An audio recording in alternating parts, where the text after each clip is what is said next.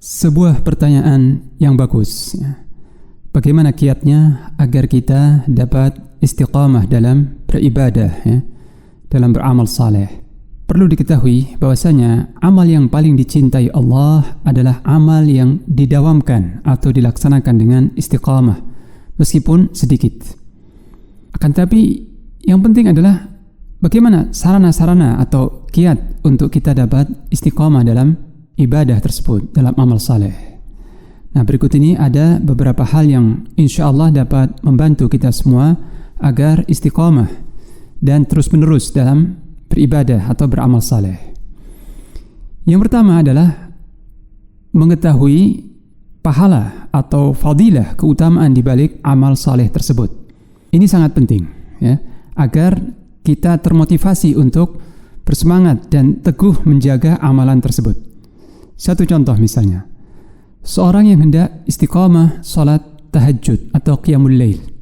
Nah, agar dia dapat istiqamah, maka dia harus tahu apa fadilah dan pahala yang besar di balik salat malam atau qiyamul lail. Tidak sedikit ayat-ayat Al-Quran dan hadis-hadis Nabi sallallahu alaihi wasallam yang menjelaskan tentang keutamaan dan pahala yang besar di balik amal saleh yang satu ini. Dan kitab yang paling mudah untuk kita baca, kitab Riyadhus Shalihin, atau kitab At-Targhib wa Tarhib misalnya. Contoh lain, seorang yang hendak istiqamah menjaga salat rawatib 12 rakaat dalam sehari semalam, salat sunnah rawatib 12 rakaat, maka dia harus membaca hadisnya. Disebutkan dalam hadis yang sahih bahwa barang siapa yang menjaga salat sunnah 12 rakaat dalam sehari semalam, Allah bangunkan sebuah rumah di surga, rumah istana yang luas yang megah di surga. Seorang yang ingin istiqamah berzikir, misalnya membaca tasbih, membaca tahlil, tahmid, takbir dan seterusnya, dia harus tahu fadilah dan pahala di balik kalimat thayyibah, di balik zikir-zikir tersebut.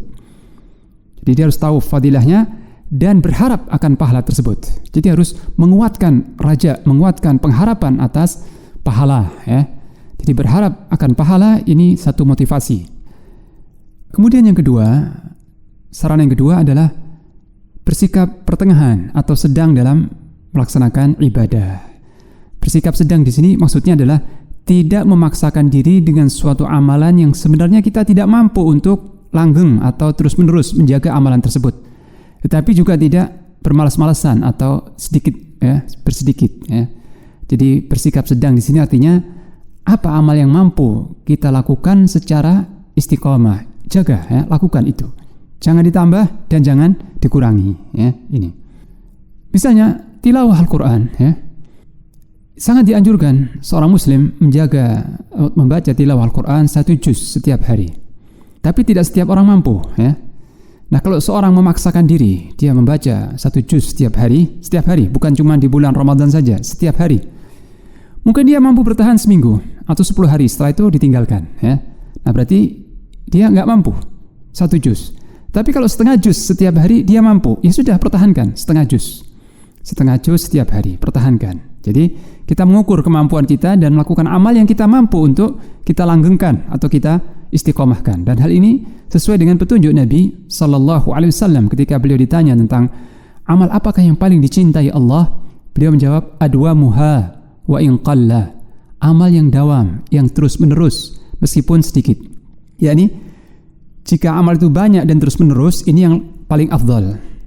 Tapi jika itu tidak mampu, maka ya sudah, turun satu tangga, Amalnya sedikit, artinya sesuai kemampuan tetapi terus-menerus. Ini kiat yang kedua, yaitu melakukan amal yang kita mampu. Kita mampu untuk menjaganya secara istimrar atau terus-menerus.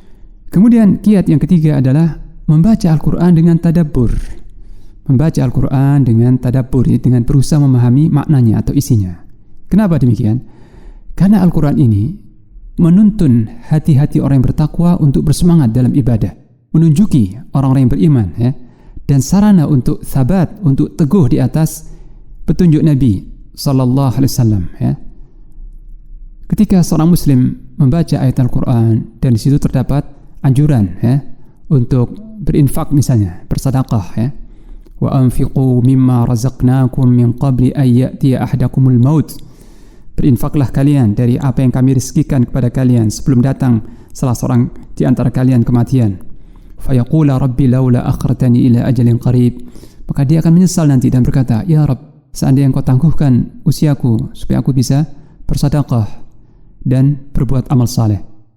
Nah, ketika melewati ayat semacam ini, dia akan termotivasi untuk melakukan amal saleh, ya.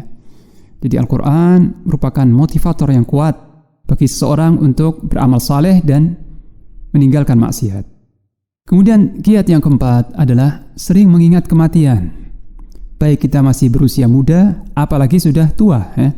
Baik kita remaja atau sudah dewasa dan sudah tua. Mengingat kematian ini dianjurkan bagi setiap usia, bagi setiap muslim dan muslimah. Dan Nabi bersabda sallallahu alaihi wasallam, "Aktsiru min dzikri hadhimil ladzat." Berbanyaklah oleh kalian mengingat sesuatu yang akan memutus kelezatan, yaitu al-maut. Al-maut, kematian. Seorang yang sering mengingat kematian dan merasa ajalnya sudah dekat, maka dia tidak akan bermalas-malasan untuk beramal. Dia akan bersemangat untuk bersiap bekal, ya. Jadi kiat yang keempat adalah sering mengingat kematian, mengingat alam kubur, mengingat kedahsyatan di alam kubur, kedahsyatan akhirat, ya. Mengingat-ingat kematian. Kemudian kiat yang kelima adalah bersahabat dengan orang-orang saleh. Bersahabat, ya, berkawan akrab dengan orang-orang saleh yang rajin dalam melakukan amal saleh. Ini akan menyetrum semangat kita untuk meniru mereka. Sebab ketika seorang melihat orang-orang di sekelilingnya giat beramal saleh, dia akan terpicu, ya. Tetapi kalau seorang berkawan dengan orang-orang yang malas, ya, malas melakukan amal saleh dan berleha-leha dan sebagainya, dia akan ketularan, ya, akan ikut malas. Kemudian juga mirip dengan kiat yang kelima, yaitu yang keenam, membaca biografi para sahabat dan salafus saleh, ya. Jadi kita baca bagaimana biografi para sahabat, orang-orang saleh sebelum kita, kesungguhan mereka dalam ibadah. Ini akan mendorong kita untuk meniru mereka semampu kita, ya. Dan kiat yang ketujuh, ini sangat penting sekali, yaitu berdoa kepada Allah, mohon dibantu untuk istiqamah, mohon dibantu untuk sabat dalam melakukan amal saleh, ya. Sebagaimana doa yang sering dipanjatkan oleh Nabi kita Muhammad sallallahu alaihi wasallam, ya muqallibal qulub tsabbit qalbi ala dinik. Wahai zat yang membolak-balikkan hati, teguhkanlah hatiku di atas agamamu, ya. Juga nasihat Nabi, wasiat Nabi kepada Mu'adz bin Jabal radhiyallahu anhu. Rasulullah sallallahu alaihi wasallam pernah berkata kepada Mu'adz, wahai Mu'adz, sesungguhnya aku mencintaimu karena Allah. Sesungguhnya aku mencintaimu dan aku pesankan kepadamu, jangan kau tinggalkan selepas salat fardu atau di akhir salat fardu, engkau ucapkan Allahumma a'inni ala dzikrika wa syukrika wa husni ibadatik. Ya Allah, bantulah aku untuk berzikir mengingatmu, bersyukur kepadamu dan beribadah dengan ihsan, beribadah dengan baik. Jadi berdoa kepada Allah supaya dibantu untuk istiqomah, untuk sabat, untuk tekun dan sebagainya. Kemudian yang berikutnya yaitu menjauhi maksiat, ya. Jauhkan diri dari maksiat, sebab maksiat ini akan menjadi penghambat dan penghalang seorang untuk istiqomah, untuk melakukan amal-amal saleh, ya. Sufyan Ats-Tsauri pernah berkata, sungguh aku menduga seseorang terhalang dari salat malam karena dosa yang dia perbuat, ya. Jadi maksiat akan membuat seorang itu berat untuk salat tahajud. Begitu juga, ya, asyik mendengarkan lagu-lagu dan musik membuat seorang itu berat untuk membaca Al-Quran dan membasahi lidahnya dengan zikir. Jadi ini kiat yang penting juga, yaitu menjauhi maksiat, ya. Nah, inilah beberapa kiat, ya, agar kita dapat istiqamah dalam ibadah, dan kita berdoa kepada Allah semoga Allah Ta'ala membantu kita semua untuk istiqamah di atas amal saleh dan mengikhlaskan niat kita karena Allah Ta'ala. Demikian, wallahu a'lam bis-shawab. Kalimatan habibatan ila ar-Rahman.